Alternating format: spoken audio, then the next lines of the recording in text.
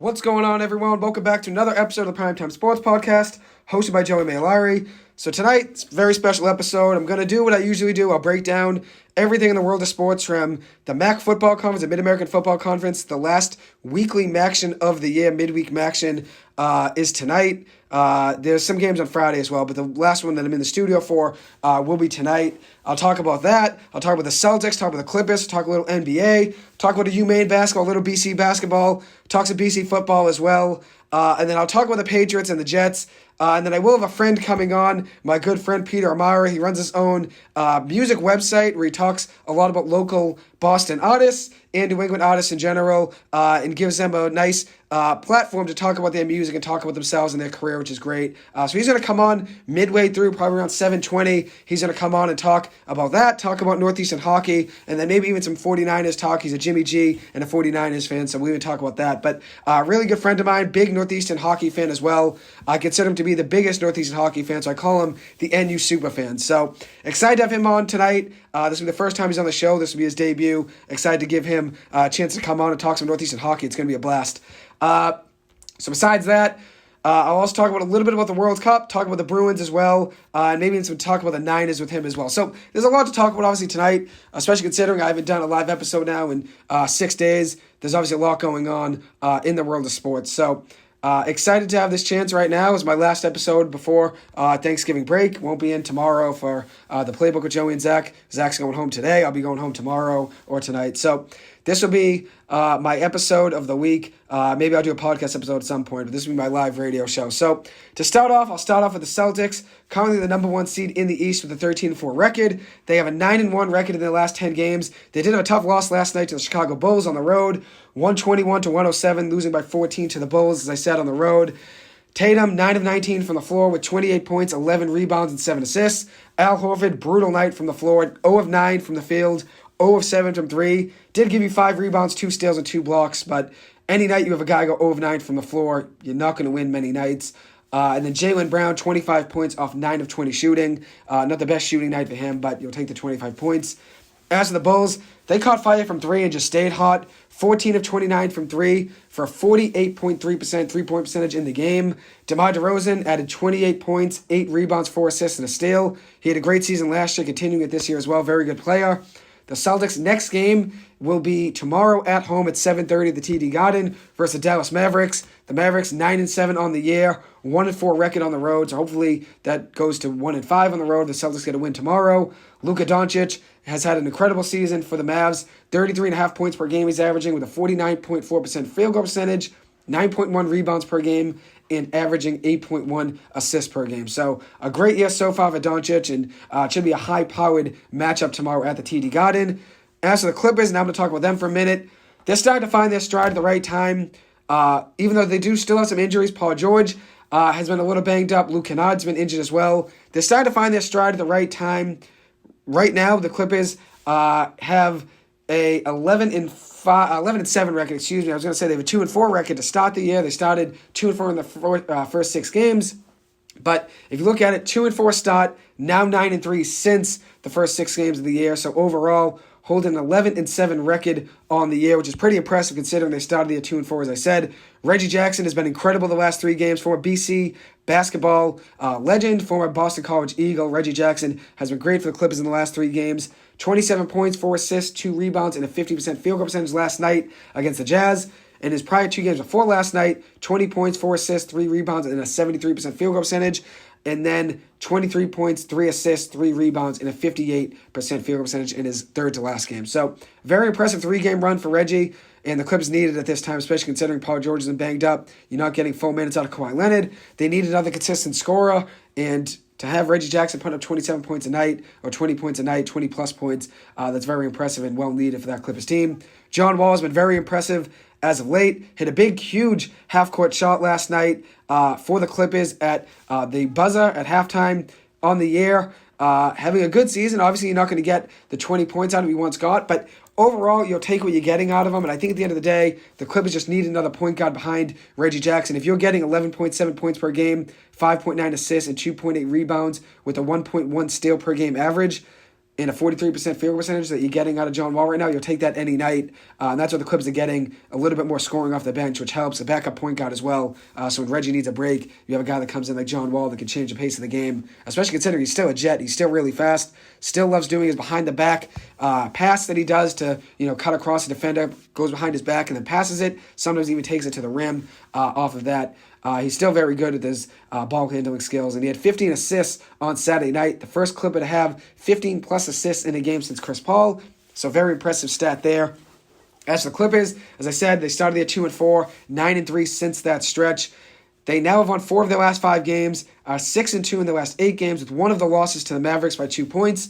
So considering 7 of their last 8 games are very, very winnable games, they're right in it. They did have one bad loss in that stretch, but they've been really turning the corner at the right time. They beat the Jazz, who now are 12-7. They were 12-6 heading to last night. They beat them 121-114. Reggie Jackson, I said, 27 points, 10-20 shooting from the floor, 10 shots out of 20 field goal attempts he made, and then was 3 of 7 from 3. Norman Powell was absolutely elite with 30 points off of 10 of 15 shooting, 3 of 4 shooting from 3, and a plus 15 rating while he was on the court. So obviously the Clippers definitely needed him out there for more minutes last night, and he really has been great the last few games. On Saturday night, he added 26 points, 2 assists, 2 steals off 10 of 16 shooting, and was 5 of 8 from 3. He's been locked in for the Clippers, and at the right times, I said, when Kawhi Leonard's not giving you the minutes he typically gives you, and you're also not getting minutes out of Paul George because he's hurt, you're getting great minutes out of Norman Powell and Reggie Jackson, and that's what the Clippers really need. Amir Coffey had a good game last night off the bench, 8 points, 5 rebounds,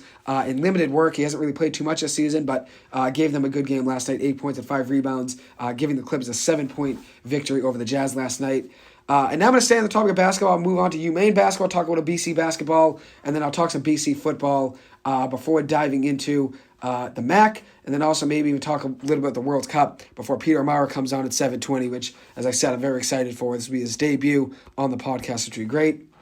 So, for UMaine basketball, they play Central Connecticut State tomorrow at 3:30 p.m. UMaine, as you guys know, now I'm a big fan. Over the past couple weeks, me and Mike Hurley, Sports Guru, have become big fans of UMaine. They're coming off 3 straight victories, so 3 straight wins for the Black Bears. CCSU, Central Connecticut State, is 0-5 on the year. They just lost on Sunday to UMBC, which is the University of Maryland, Baltimore County, by 2 points.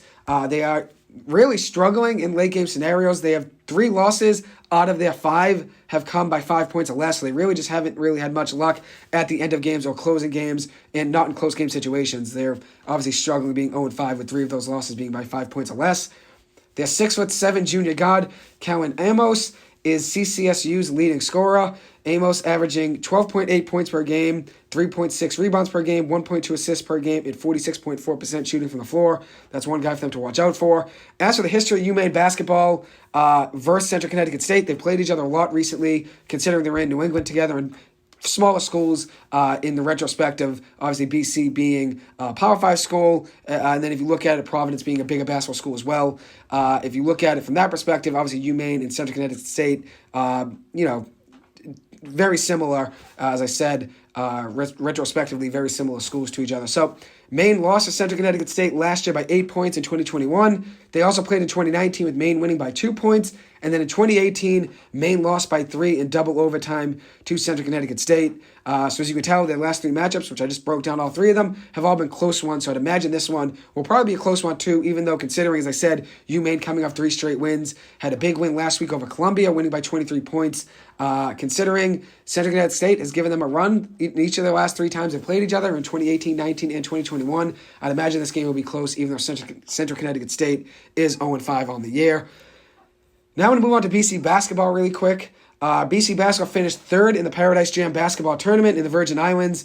They lost to Tarleton State in the second game of the tournament on Sunday. They lost that game 70-54, losing by 16 points to Tarleton State. Is never a good thing. BC could not stop Tarleton State's leading scorer, Freddie Hicks. Hicks was 6 of 10 from the floor with 6 rebounds, 3 assists, a steal, and 21 points. He was great the whole game, very consistent player, and also helped them out on the defensive end, adding a steal and 6 rebounds. Tough player overall, shot 6 of 10 from the floor, and BC just had a hard time stopping him. DeMont Langford only had 3 points off 3 of 4 shooting from the free throw line. All of his points coming from free throws in 17 minutes of action. Jaden Zachary, second-year guard for BC basketball, had a very good year last year. Has struggled a little bit this year, was 0 of 4 from the floor with 4 points off of free throws in this game. So if you have 7 points combined between Zachary and DeMont Langford, and all 7 of those points coming from free throws, you're not going to win many games. And obviously that was the storyline of this game, BC losing by 16 points. BC struggled with free throws yet again, shooting 15 of 26 in this game against Tarleton State at the free throw line for 57.7% free throw percentage. And as you can tell, BC has struggled in every game this season shooting free throws. And at the end of the day, when you're playing smaller schools that are dominating at the free throw line, like Tarleton State, they were 20 of 25 at the free throw line for an 80% free throw percentage. Then you look at BC, a bigger school, Power 5 school, that's dominated by a small school at the free throw line. At the end of the day, free throws are very important. UMaine beat BC last week because they could shoot free throws. BC shot 56% from the line in that game. UMaine was around 80%. Then you look at this game, Tarleton State being an 80% free throw shooting team, and BC shooting 57%, just like the UMaine game. When you're a small school and you can shoot free throws and you're playing against a Power 5 school like BC that has struggled in late game scenarios now for the last year and a half, the last 5 years, honestly, overall, and cannot shoot free throws right now consistently, and I want them around 70%. They're shooting around 55, 56, 57% right now in every game. You're going to obviously be in every single game if you're a small school that can shoot free throws and then keep up in late game scenarios, and that's the story of BC's season so far. Tarleton State beating BC, UMaine beating BC. At the end of the day, BC has to play better and has to play stronger against their smaller opponents like UMaine and like Tarleton State, considering when you get to the ACC play, you're not going to get handed any cupcakes. I mean, when you play UNC, Duke, and you have to play North Carolina State, Florida State, Syracuse, Miami, it's not going to be easy for BC. It's not going to be easy. They have to start winning games now and turning the season around now, which starting the season, as I said, I mean, at the end of the day, you should consider being a Power 5 school. You should consider your team average free throw shooting if you're around 65, 70%. I'd like them around 75, but they're not going to probably get there. So 70% is what I would consider good for BC basketball at the free throw line. And right now they really haven't had that. But overall, on the year, 4-2, so not a bad start of the season. But with both their losses coming to smaller schools in Tarleton State and UMaine, BC did beat Wyoming yesterday by 11 points to finish third in the Paradise Jam tournament. Jaden Zachary shot 4 of 9 from the floor with 16 points, 4 rebounds, and an assist. As I said, he's been struggling a little bit as of late. Had a good game yesterday. And Makai Ashton Langford was 5 of 9 from the floor with 12 points for BC yesterday. So obviously BC got a big win, finishing third in the tournament, now improving their record to 4-2 in the first 6 games. Obviously BC's had injuries as well. Quinton Post, starting center, has been out for a while now. Not having him for the whole part of the season so far, whole early part of the season, has not been easy, especially considering he's a big presence in the paint. And then obviously DeMont Langford battling injuries, and now freshman guard/forward Prince Aligbe battling injuries. I'd consider him a forward more than I consider him a guard. So freshman forward Prince Aligbe battling injuries. Not easy to overcome, especially considering BC basketball has been struggling for years, even when guys are on the floor, you know, in late game scenarios. And now when you have a lot of guys that typically probably would be playing late minute scenario situations, if Quinton Post and DeMont Langford and Prince Aligbe were healthy, now you have guys that are playing in big situations in late game scenarios because BC doesn't really have the depth right now, injuries-wise, because everyone's hurt. So hopefully guys get healthy soon for BC and they continue to win games. Obviously being 4-2, there's still a lot of season left. And obviously, as you guys know, I'm a big Earl Grant fan. He's the second-year head coach for BC basketball, coming over from the College of Charleston. Saw him coach a lot against Northeastern over the years in the CAA, the Colonial Athletic Conference or Association. And in that conference, it was always Northeastern versus Charleston, typically, for who was going to go to March Madness with the CAA bid to the March Madness tournament. And Hofstra was in there as well. But at the end of the day, and UNCW, North Carolina Wilmington was in there for a little bit as well. But Charleston versus Northeastern was a great battle and a great rivalry. So I've always respected Earl Grant's game, and I think he's a great head coach. And I think the future of BC basketball is bright with his recruiting and all the intensity and knowledge he brings to the game of basketball. So very excited to see what he does in the future. And obviously, with them being 4-2 to start the season, still a lot to look forward to when all those guys come back healthy. Now move on to BC basketball really quick. They suffered an abysmal 44-0 loss to Notre Dame on Saturday in the snow. In South Bend, Indiana. I know a lot of BC kids end up going to that game. Sitting in 10-degree wind chill is never going to be fun. But considering BC lost 44-0 and didn't even score a point, that makes it obviously a lot worse. And then you add in all the money you spent to go there to try to see BC play. It's obviously not ideal. BC was down 37-0 at halftime, falling now to 3-8 on the season, losing the game 44-0 overall. Quarterback Emmett Moorhead struggled heavily in the game. passing for just 117 passing yards and throwing 3 interceptions with 2 fumbles lost. 5 total turnovers for the redshirt freshman quarterback. Not a great game from him at all. He's been playing well the last 2 games before this week. And then, obviously, against Notre Dame, just was not his day. BC had 56 yards on the ground to Notre Dame's 281. Notre Dame, as you can tell, dominated in the trenches on the ground. 281 rushing yards to BC's 56. Wide receiver Zay Flowers had a quiet day for BC. Had a long of 39, but with only 3 catches of 46 yards. You take that 39-yard catch away. Only 2 catches for 7 yards. Notre Dame had 4 sacks to BC's 0. So obviously Notre Dame's defensive line was obviously getting penetration and obviously getting pressure on Emmett Morehead and then also stopping the run game, only allowing 56 yards on the ground. Notre Dame true freshman defensive back Benjamin Morrison was probably the biggest threat in enemy for BC on Saturday. He had all 3 of Emmett Morehead's interceptions, and as I said, he's a true freshman defensive back. Benjamin Morrison, true freshman defensive back, 3 picks of Emmett Morehead on Saturday. Morrison was locked down the entire game, only giving up 1 reception on 6 targets with 3 interceptions, a tackle, 3 pass breakups, and a 92.1 Pro Football Focus coverage grade, which is elite. And as I said, only a true freshman.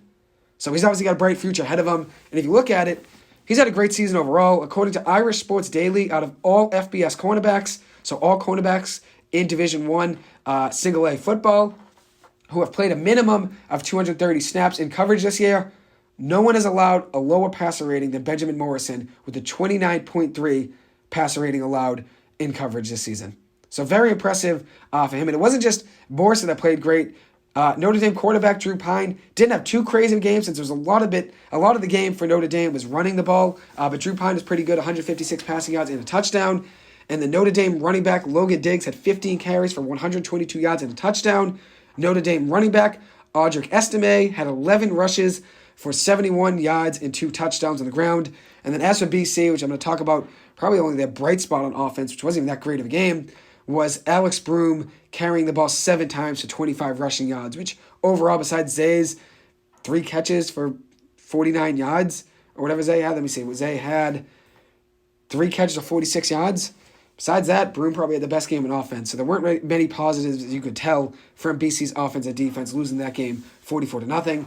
BC has their last game of the season, their last home game of the season, so it is senior day, their last game of the season overall as well. This Saturday on November 26th at 7:30 p.m. under the lights at Alumni Stadium, their 4th night game of the year at Alumni.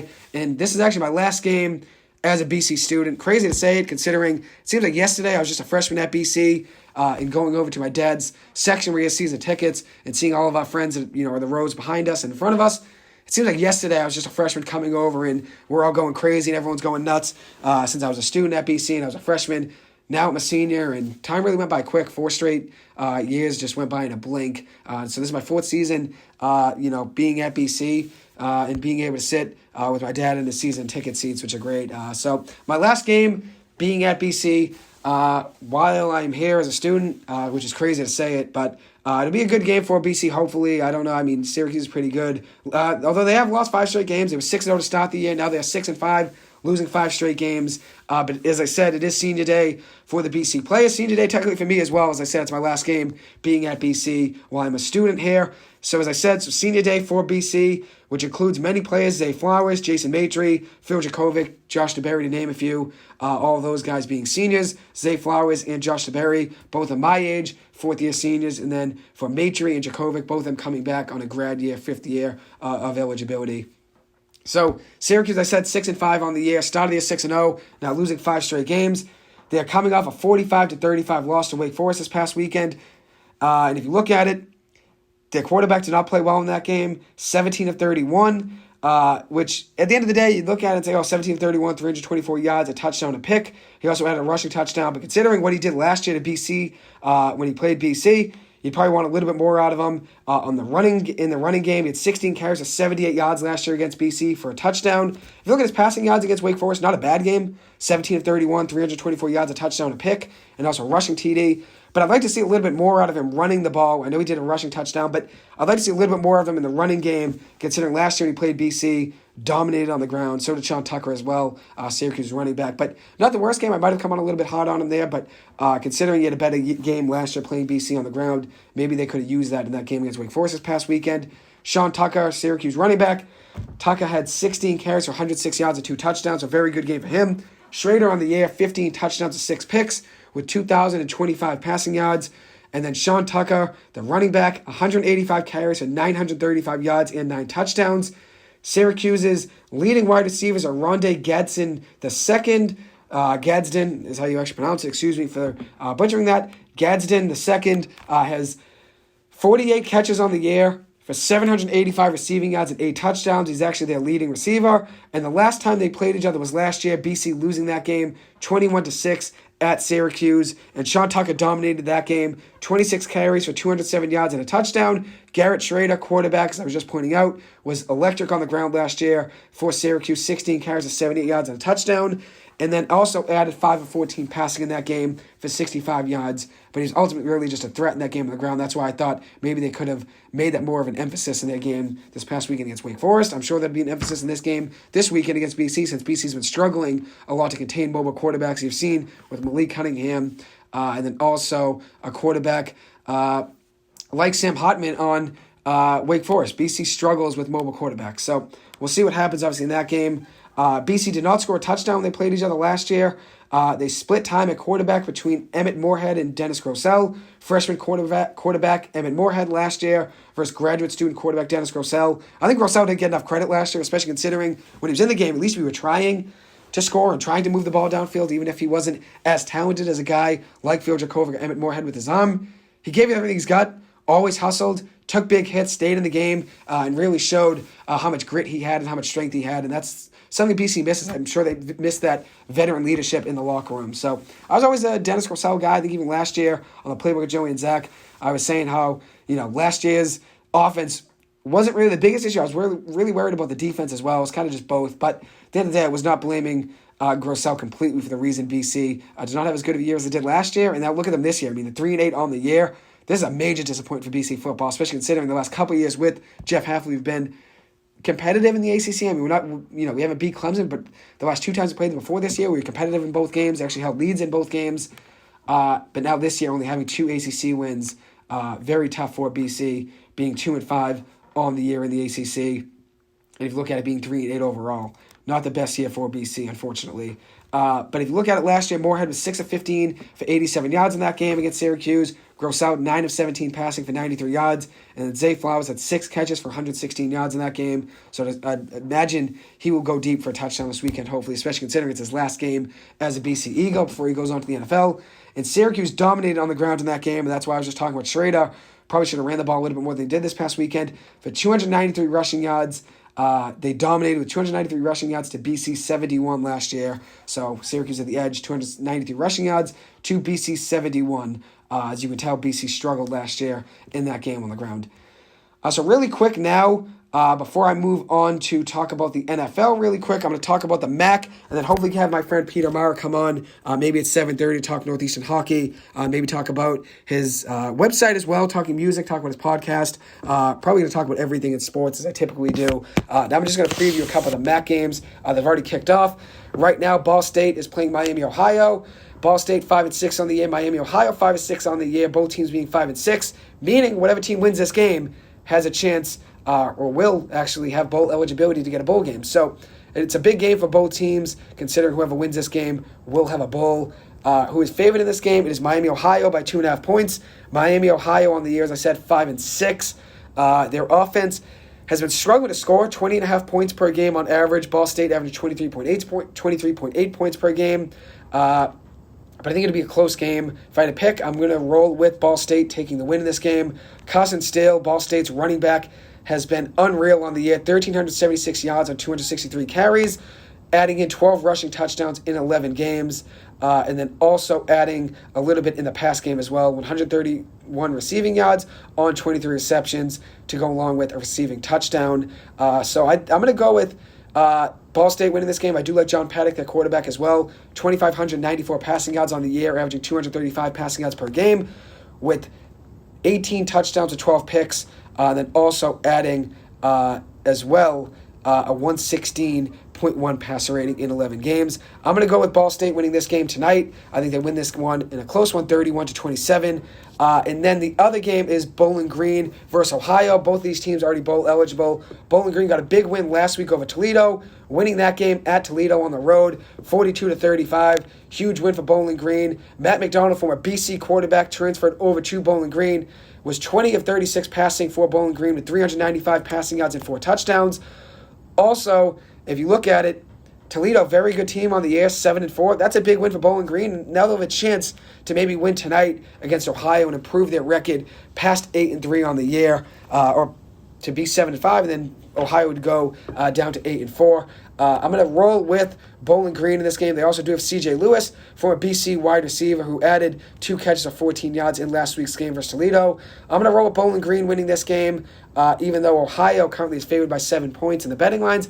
I'm going to go with Bowling Green winning this game. Another close one, probably, but I'm going to go with Bowling Green winning this one 37-34 in a high-scoring MAC game. And then some other games to pay attention to, and all these games being 0-0 so far between Bowling Green, Ohio, and then also Ball State versus Miami, Ohio, all those games being 0-0. Friday, November 25th, will be Central Michigan versus Eastern Michigan. Central Michigan being 4-7 on the year, they're no longer bowl eligible. Unfortunately, Eastern Michigan currently is an underdog by 2 points in that game, even though Central Michigan is 4-7 on the year. They do have a good offense and can move the ball. They will be favored in that game, even though Eastern Michigan's home. And then Toledo will be playing Western Michigan. Toledo 7-4 on the year, Western Michigan 4-7. That game will also be at 12 on Friday. So Central Michigan, Eastern Michigan at 12 on Friday, and then Toledo versus Western Michigan. And then you got Saturday, Kent State versus Buffalo. Buffalo 5-5 on the year, Kent State 4-7. That game will be at 1 o'clock on Saturday at Buffalo. Buffalo currently favored by 4 points. And then you got Akron 1-9 versus Northern Illinois 3-8. Northern Illinois favored by 10 points in that game at 1:30 on Saturday afternoon. Tough stretch there for a lot of my MAC teams. I love Central Michigan. They're 4-7 on the year, have battled injuries with Dana Richardson, their quarterback, being hurt, and then Lou Nichols III not really having as much running room as he typically has on the year. Very electric running back, though. Excited to see if he comes back next year for Central Michigan. And then you look at it, I like Buffalo. I liked Buffalo a little bit last year. I like how they move the ball on offense, but they're 5-5 on the year. But ultimately, my teams are Kent State and Central Michigan, both of them being 4-7 on the year, not being bowl eligible. I do like Bowling Green. They're 6-5 on the year. They're bowl eligible, and I like Toledo. They're 7-4 on the year. So, see what happens in those games. I'll keep you guys updated on that. And one last thing I want to talk about before I have my friend Peter Maurer come on is the NFL very quick. I'm going to weigh in on Zach Wilson and give my thoughts on the Patriots-Jets game. There wasn't really much offense in that game at all, if any. You want to consider it offensive. There wasn't much any on the Jets side. The Patriots moved the ball a little bit, but ultimately only got 3 points in offense, just like the Jets. Then I also talk about Sam Darnold, who will be getting the start this weekend for the Carolina Panthers. So I'll start off with Zach Wilson. 9 of 22 passing, 77 yards, a touchdown, no touchdowns, and 3 carries for 26 yards this past Sunday for the Jets against the Patriots. But with that being said, I don't necessarily blame him completely for the loss. I mean, the Jets really didn't get anything going on offense at all in general. The running backs, Michael Carter and James Robinson, didn't do really much at all. So I don't blame him completely for that loss to the Jets. He did have a few bad misses, though. But what I do blame for is accountability. After the game, he was asked by a reporter, do you feel like you let the defense feels let down by the offense today? Do you feel like you, as the offense only scoring 3 points, let the defense down by only scoring 3 points? You know what he said? No. And here's the thing. At the end of the day, you're a quarterback for a New York football team, in the New York media market. And if you look at it, that's the biggest market in all of sports. New York media is the biggest. You need to take accountability. Even if you don't think you're that bad of a game, say, we know if we have to be better. You only scored 3 points. You have to say, we know if we have to be better. You beat the Buffalo Bills last week. Your last game, you beat the Buffalo Bills. Now you play the Patriots and obviously lose and only score 3 points. How do you beat the Bills and have a great game, but only score 3 points against the Patriots? And maybe it's just Bill Belichick game plan's great against the Jets. Typically, Zach Wilson struggles against the Patriots. But you have to take some accountability for your struggles only scoring 3 points. This is the NFL. Zach Wilson has to take responsibility. I love Zach Wilson. I'm actually a fan of him. I think he's a good player. I think he has a great talent. I think he's a great arm as well. Just maybe doesn't make the best decisions. But one thing about saying, no, I don't feel like I let the team down, is even though I don't think he had that bad of a game, considering he only had a couple bad misses, and at the end of the day, receivers weren't really open too much. He did have a bad miss to Tyler Conklin, should have been picked by Devin McCourty. But at the end of the day, you have to take some accountability. And I think Dan Orlovsky on ESPN, former NFL quarterback, backup quarterback for some years for the Detroit Lions, said it best. His former head coach at the time, I think it was in Detroit, Gary Kubiak, said to him, "Everyone's job and livelihood in this building depends on you." Everyone's job and livelihood, which this is paraphrased a little bit, but everyone's job and livelihood is in your hands. Take some responsibility. You have to grow up. You have to mature. And I think right now with Zach Wilson, I think he's a little immature. And at the end of the day, he's only a second-year quarterback. Maybe he learns that, but I do think at some point Zach Wilson has to take accountability for only getting 3 points and saying, yeah, I struggled, I had a bad game. Even though I don't think he had that bad of a game. I don't think it was as bad as everyone makes it seem like. Since the Jets' offense as a whole struggled, they only got, 3 points as a whole, and then Michael Carter didn't have a good game at all, and James Robinson, the two running backs, did nothing. I mean, the Jets as a whole, their offense really hasn't been too crazy, but they have won some games considering they're 6-4 in the year. They fought to 6-4 now. The Patriots improved to 6-4. But I'm going to talk about the Patriots side now, before I just hop over to that. Zach Wilson, I'm a fan of you. I think you have good talent. I think the Jets should give you another year, at least give you the end of this year and even one more. But you have to take responsibility. You're in New York. Eli Manning, every time he had a bad game or a good game, even if the Giants won the game and it's because of the offense, he always gives credit to the defense. He always gives credit to the guys in front of the offensive line. And the reverse, when you have a bad game, you have to take responsibility as a quarterback, even if you didn't have that bad of a game. The quarterback's role is to be a leader on the team. And considering he wasn't, which I heard this on Felger Mass Day, 98.5, the Sports Hub, and Greg Bedard pointed this out in the Boston Sports Journal. Big Boy Tuesdays with Greg Bedard, the best segment in all of sports radio, sports media on TV. He's really the best at what he does. He said his number one red flag for Zach Wilson coming to college was that he wasn't a captain at BYU. So it must show at least some lack of leadership and some immaturity. And I think he needs to mature. But now I'm talking the Patriots really quick. They won that game 10-3. They won an 84-yard punt return by Marcus Jones, well under a minute to go. Huge win for the Patriots, improving to 6-4 in the year. They really didn't generate too much on offense, but Mac Jones was 23 of 27 passing. Only missed a couple throws. The other two were drops for 246 passing yards. Damian Harris was great on the ground, 8 carries to 65 yards. Ramondre Stevenson struggled a little bit on the ground, 15 carries to 26 yards, was ineffective on the ground, but added 56 yards out of the backfield. And then you had the Patriots dominating as a whole, yards-wise, 297 offensive yards for the Patriots to the Jets with 103. 194 more yards for the Patriots than the Jets. No turnovers for either team. Low-scoring game, minimal offense. I think the storyline of the game was the second half of the Jets. They averaged 2.7 inches per play in the second half against the Patriots on Sunday. In the second half, the Jets ran 26 offensive plays and only gained 2 total offensive yards, which equates overall to 2.7 inches per play. That's ridiculous. They need to be better. Obviously, Robert Saleh said he's going to take everything into account this week, and everything's on the table for who's going to be the starter this week. Who knows? It could be Joe Flacco, it could be Mike White. Obviously, Joe Flacco had some success in the first 4 games of the season while Zach Wilson was hurt. But I think at the end of the day, the Jets are 5-2 with Zach Wilson, I believe, as a starting quarterback. So I don't think you can give up on him completely. But they do need to be better. They do need to be better. And with that being said, there's a lot of pressure on a New York quarterback. As you guys know, Sam Darnold was the former Jets quarterback, got traded to the Panthers. I'm going to talk about him in a second. Got traded to the Panthers in 2021, right before the NFL draft. But you need to take some accountability as the starting quarterback of the New York Jets. And Sam Darnold did that even when he struggled or had some good games. Zach Wilson has to do that. So now I'm going to transition to Sam Darnold. He will be getting the start for the Carolina Panthers this weekend.